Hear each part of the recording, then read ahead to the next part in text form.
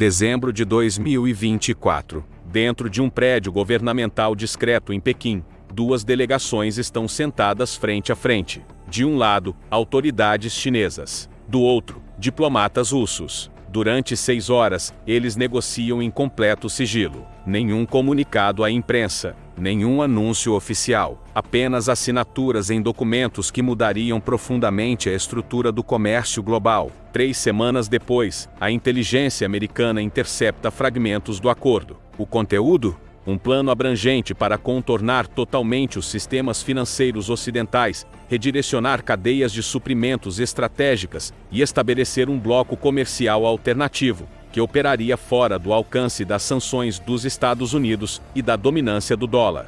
Mas o que mais chocou Washington foi o seguinte: isso não era apenas um acordo bilateral. Era a ativação de um mecanismo que vinha sendo construído silenciosamente há anos, envolvendo dezenas de países, trilhões em comércio e uma redefinição completa de como o comércio global funciona. E no centro dessa nova ordem mundial está um país que a maioria dos analistas jamais previu. Vamos ser claros sobre o que está acontecendo. Por 70 anos os Estados Unidos mantiveram a supremacia econômica global, apoiados em 3 pilares: o controle do dólar como moeda de reserva mundial, o domínio sobre sistemas bancários internacionais, como o SWIFT, e o poder de impor sanções econômicas, capazes de paralisar países inteiros da noite para o dia. Rússia e China acabam de assinar um acordo projetado para desmontar esses 3 pilares. Isso não é teoria. Estamos falando de 240 bilhões de dólares em comércio anual entre Rússia e China, sendo conduzidos inteiramente fora do sistema do dólar. Estamos falando da expansão do BRICS Brasil, Rússia, Índia, China e África do Sul para o BRICS+, incorporando países como Irã, Arábia Saudita, Emirados Árabes Unidos, Egito e Etiópia. Juntos, esses países representam 45% da população mundial e quase 40% do produto interno bruto global. O que está em jogo? Se esse sistema alternativo funcionar, os Estados Unidos perdem sua arma mais poderosa, a alavancagem econômica. Países que antes precisavam obedecer à política externa americana ou enfrentar isolamento financeiro agora têm opções. Cadeias de suprimentos que passavam por gargalos controlados pelo Ocidente podem ser redirecionadas. E o dólar, como moeda padrão do comércio internacional, a base do poder financeiro americano, começa a perder força. Neste vídeo, vamos explicar exatamente como esse acordo secreto funciona, porque ele representa o maior desafio ao domínio econômico ocidental desde a Segunda Guerra Mundial, e quem são os vencedores e perdedores inesperados nesse novo mundo multipolar. E fica comigo até o final, porque vou revelar um mecanismo escondido nesse acordo que pode acelerar sua adoção muito mais rápido do que qualquer pessoa em Washington imaginava, e não tem nada a ver com poder militar.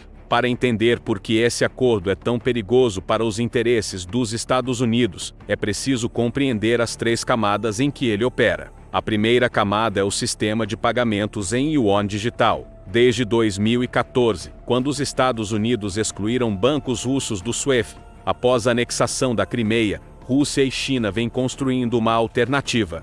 Ela se chama CLPS, o Sistema de Pagamentos Interbancários Transfronteiriços. Pense nele como a versão chinesa do SWIFT, mas projetada especificamente para processar transações em yuan, não em dólares. O acordo secreto formaliza a integração total da Rússia ao CLPS. Cada barril de petróleo russo vendido à China, cada metro cúbico de gás natural, cada carregamento de trigo e minerais, tudo é liquidado em yuan digital, sem conversão para dólar, sem bancos ocidentais envolvidos, sem espaço para sanções. E aqui a coisa fica sofisticada. O acordo vai além do comércio bilateral. A Rússia passa a atuar como uma espécie de porta de entrada, convertendo suas transações com Índia, Irã e outros países em yuan por meio do CLPS. A China, por sua vez, usa transações denominadas em yuan com Brasil, África do Sul e países do Golfo. O que eles criaram foi um sistema financeiro paralelo, um novo sistema nervoso, que contorna completamente a infraestrutura ocidental. Os números falam por si. Em 2023, as transações em yuan na Rússia cresceram 400%.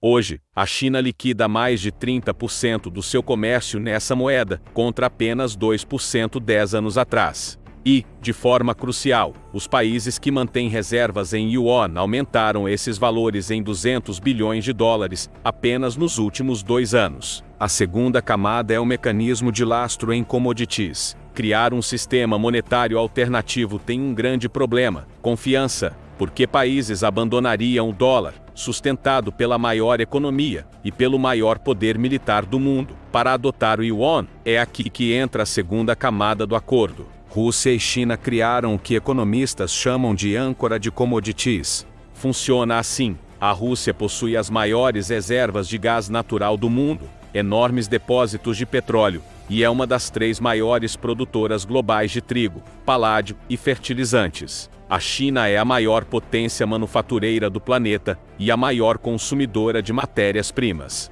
O acordo estabelece um mecanismo de câmbio com taxas fixas, no qual as commodities russas são precificadas diretamente em yuan, com contratos de compra garantidos por 20 anos. Isso faz algo profundo: dá ao yuan um valor tangível, que vai além da simples confiança em Pequim. Se você é a Indonésia e precisa importar gás natural russo, precisa de yuan. Se você é o Brasil e quer acesso a investimentos industriais chineses, aceitar yuan torna tudo mais simples. A moeda passa a ser valiosa porque é a chave de acesso a recursos essenciais e a maior fábrica do mundo. Compare isso com o dólar. Ele é sustentado pela força econômica dos Estados Unidos, mas sua necessidade global vem, em grande parte, da inércia histórica e da exigência de que o petróleo seja negociado em dólares, o chamado sistema do petrodólar.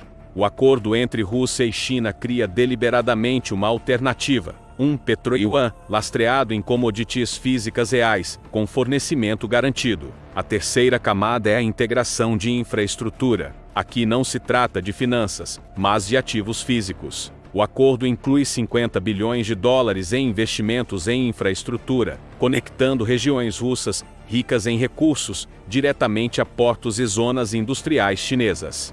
Estamos falando de ferrovias, oleodutos, redes de fibra óptica e instalações portuárias, projetadas para tornar o corredor econômico Rússia-China tão eficiente quanto as antigas rotas transatlânticas entre Estados Unidos e Europa. A iniciativa Cinturão e Rota da China ganha, de repente, um componente estratégico ao norte. Energia russa flui para o leste. Produtos manufaturados chineses e investimentos fluem para o oeste. E todos os países no meio, Cazaquistão, Uzbequistão, Mongólia, tornam-se pontos de integração dessa nova rede comercial alternativa. Mas aqui está a transição que mais assusta Washington. Isso já não é mais apenas sobre Rússia e China. Quando a infraestrutura existe e os sistemas de pagamento se provam eficazes, os efeitos de rede entram em ação. Cada novo país que se junta torna o sistema mais valioso, mais estável e mais legítimo. E é aí que surgem as consequências inesperadas, que estão remodelando o poder global. Vamos começar pelos perdedores, porque eles não são quem você imagina.